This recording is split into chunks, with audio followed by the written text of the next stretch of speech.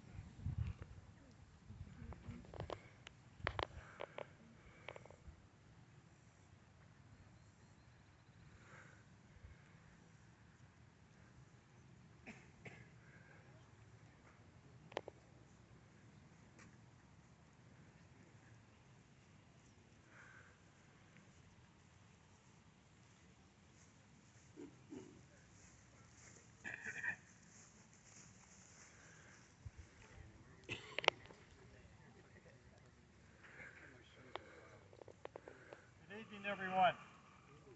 Welcome to 100 Nights of Taps, Gettysburg 2025, on this beautiful but humid evening of July 26, 2025. My name is John Tuskin. I am the historian archivist with the Lincoln Fellowship of Pennsylvania. The 100 Nights of Taps, Gettysburg 2025 is sponsored by the Lincoln Fellowship of Pennsylvania. Honored this evening to introduce tonight's bugler, Robert Slamp, all the way from Huntsville, Alabama.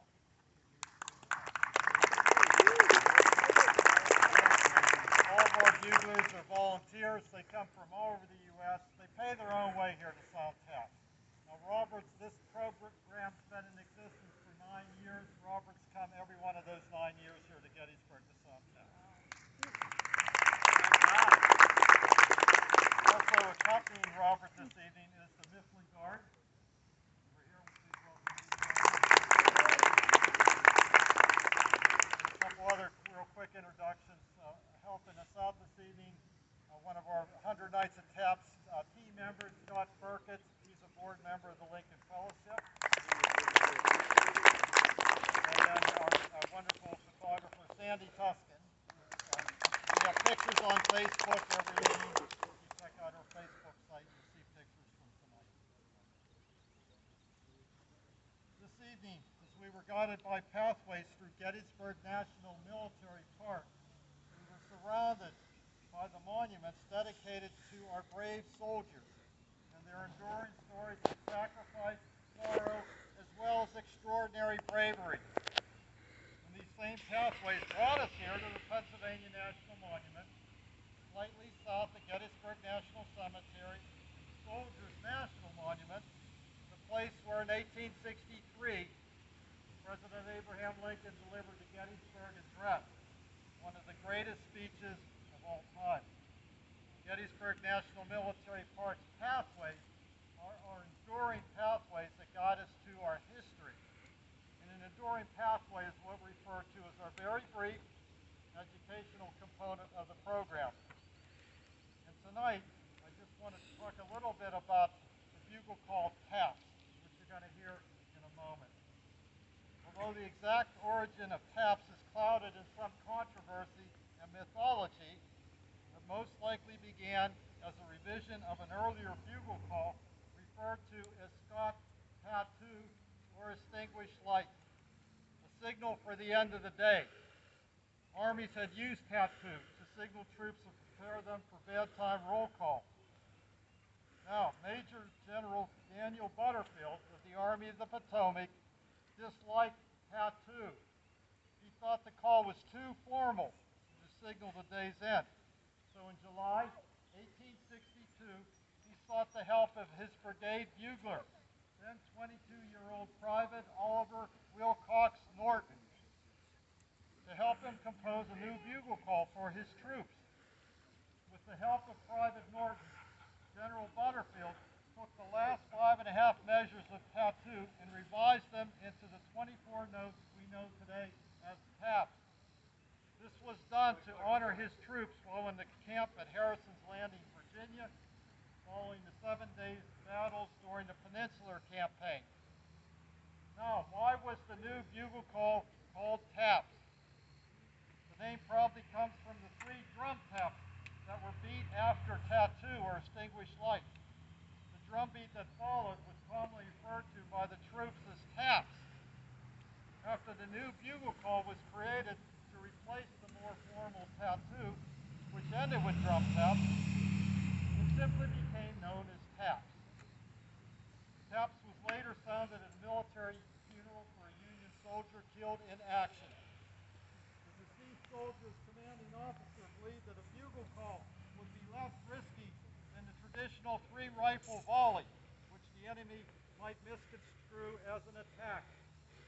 The new call soon spread through other units of the Union Army and was also used by the Confederates. Taps was made an official bugle call after the Civil War.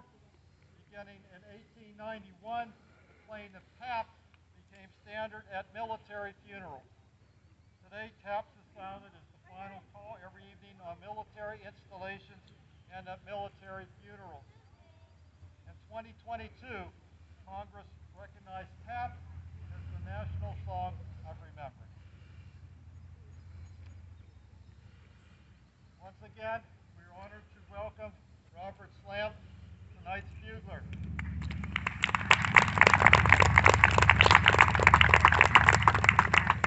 Robert holds a Bachelor's of Science degree in Music Education and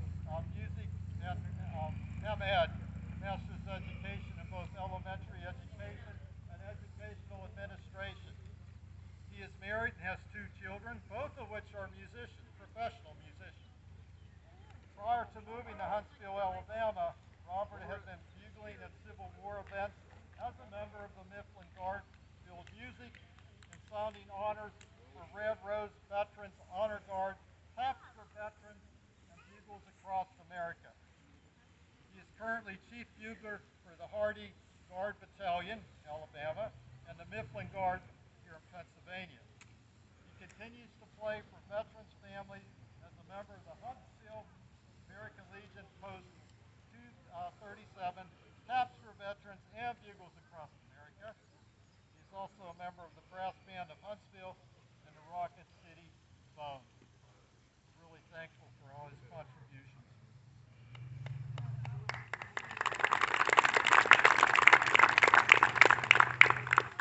We meet National Military Park, so we shall never forget our brave American veterans.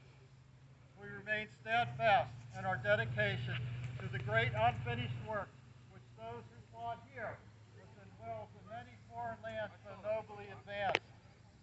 And we honor that they gave the last full measure of devotion so that this nation, under God, shall have a new birth of freedom in the government of the people, by the people, for the people, shall not perish from the earth.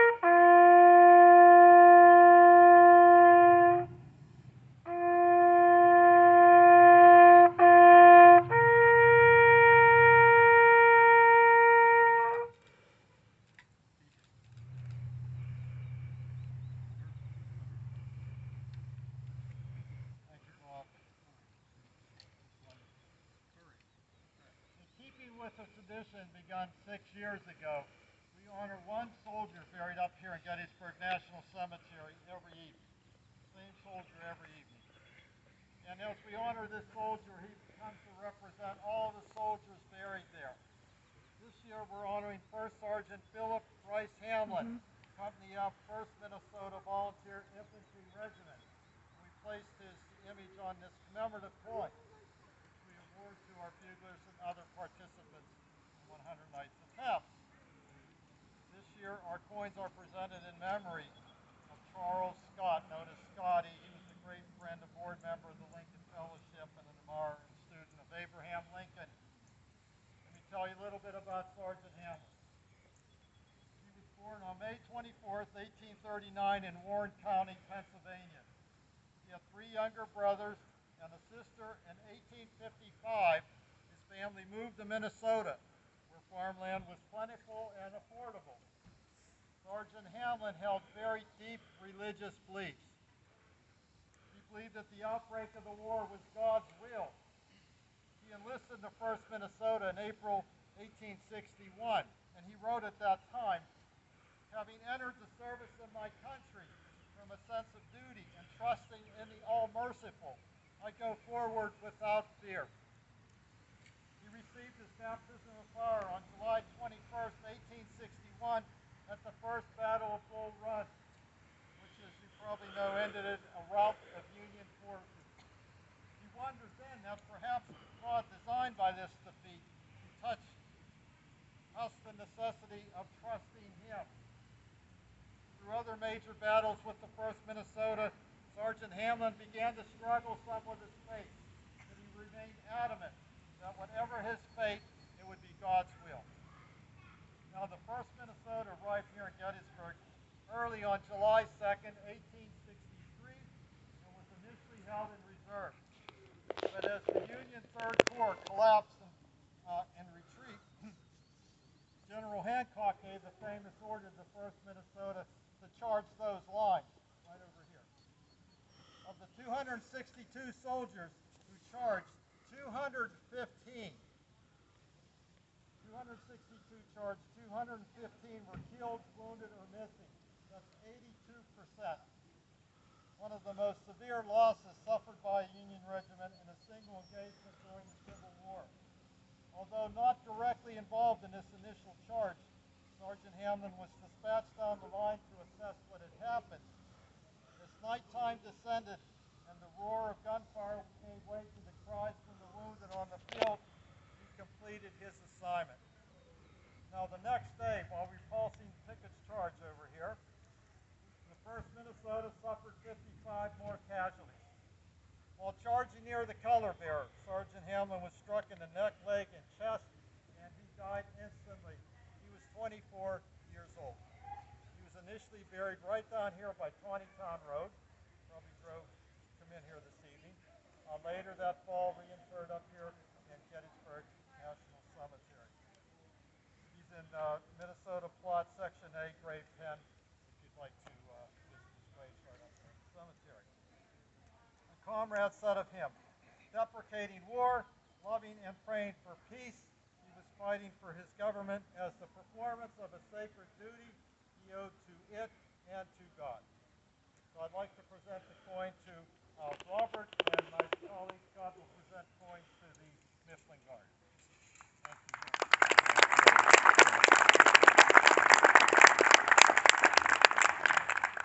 We sound taps every evening here at 7 p.m. up until including Labor Day. Also, if you can, join us at the cemetery up here on November 19th at the rostrum.